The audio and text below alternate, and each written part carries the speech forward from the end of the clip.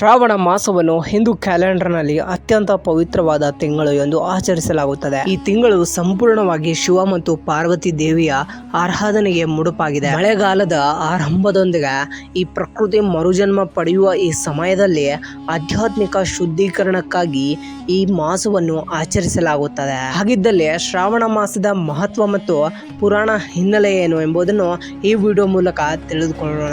ಸಮುದ್ರ ಮಂಥನ ಮತ್ತು ಶಿವನ ತ್ಯಾಗ.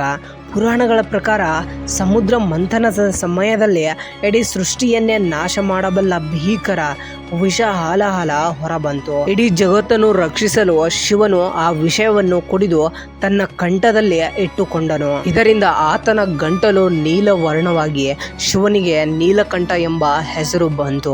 ವಿಷದ ತಾಪವನ್ನು ತಂಪಾಗಿಸಲು ದೇವತೆಗಳನ್ನು ಶಿವನಿಗೆ ಪವಿತ್ರ ಗಂಗಾ ಜಲವನ್ನು ಅರ್ಪಿಸಿದರು.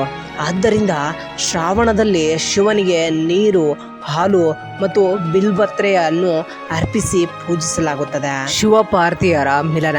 ಪಾರ್ವತಿ ದೇವಿಯು ಶಿವನನ್ನು ಪತಿಯಾಗಿ ಪಡೆಯಲು ಶ್ರಾವಣ ಮಾಸದಲ್ಲಿ ಕಠಿಣ ತಪಸ್ಸು ಮಾಡಿದಳು ಎಂದು ನಂಬಲಾಗಿದೆ. ಅವಳ ಭಕ್ತಿಗೆ ಮೆಚ್ಚಿ ಶಿವನು ಈ ತಿಂಗಳಲ್ಲಿ ಪಾರ್ವತಿಯನ್ನು ವಿವಾಹವಾದನು. ಪ್ರಕೃತಿಯ ನವೀಕರಣ. ಈ ತಿಂಗಳು ಮುಂಗಾರು ಮಳೆಯ ಉತ್ತುಂಗದ ಅವಧಿಯಾಗಿದೆ. ಮಳೆಯು ಭೂಮಿಯನ್ನು ತಂಪಾಗಿಸಿ ಹಸಿರನ್ನು ಹರಡುವಂತೆ ಶ್ರಾವಣ ಮಾಸವು ಭಕ್ತರ ಮನಸ್ಸಿಗೆ ಶಾಂತಿ ಮತ್ತು ಆಧ್ಯಾತ್ಮಿಕ ನವಚೈತನ್ಯವನ್ನು ನೀಡುತ್ತದೆ. ಈ ಶ್ರಾವಣ ಮಾಸದಲ್ಲಿ ಪ್ರಮುಖ ಆಚರಣೆಗಳು ಮತ್ತು ಹಬ್ಬಗಳು. ಶ್ರಾವಣ ಸೋಮವಾರ ವ್ರತ. ಈ ತಿಂಗಳ ಪ್ರತಿಯೊಂದು ಸೋಮವಾರದಂದು ಭಕ್ತರು ಉಪವಾಸವಿದ್ದು ಶಿವನನ್ನು ಪೂಜಿಸುತ್ತಾರೆ. ಇದರಿಂದ ಸಕಲ ಕಷ್ಟಗಳು ನಿವಾರಣೆಯಾಗುತ್ತವೆ ಎಂಬ ನಂಬಿಕೆ ಇದೆ. ಮಂಗಳ ಗೌರಿ ವ್ರತ. ಮದುವೆಯಾದ ಮಹಿಳೆಯರು ತಮ್ಮ ಪತಿಯ ದೀರ್ಘ ಆಯುಷ್ಯ ಮತ್ತು ಮಂಗಲಕರ ಜೀವನಕ್ಕಾಗಿ ಶ್ರಾವಣದ ಪ್ರತಿ ಮಂಗಳವಾರ ಗೌರಿ ದೇವಿಯನ್ನು ಆಚರಿಸುತ್ತಾರೆ. ವರಮಹಾಲಕ್ಷ್ಮಿ ವ್ರತ.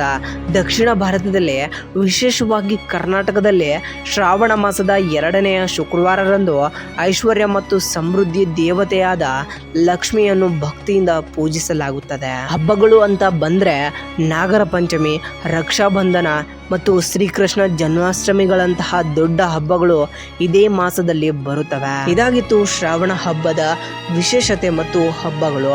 ಈ ವಿಡಿಯೋ ತಮಗೆ ಇಷ್ಟವಾದಲ್ಲಿ ಲೈಕ್ ಮಾಡಿ, ಹಾಗೆ ಶೇರ್ ಮಾಡಿ ಆ್ಯಂಡ್ ಸಬ್ಸ್ಕ್ರೈಬ್ ಮಾಡೋದನ್ನ ಮರಿಬೇಡಿ. ಧನ್ಯವಾದಗಳು.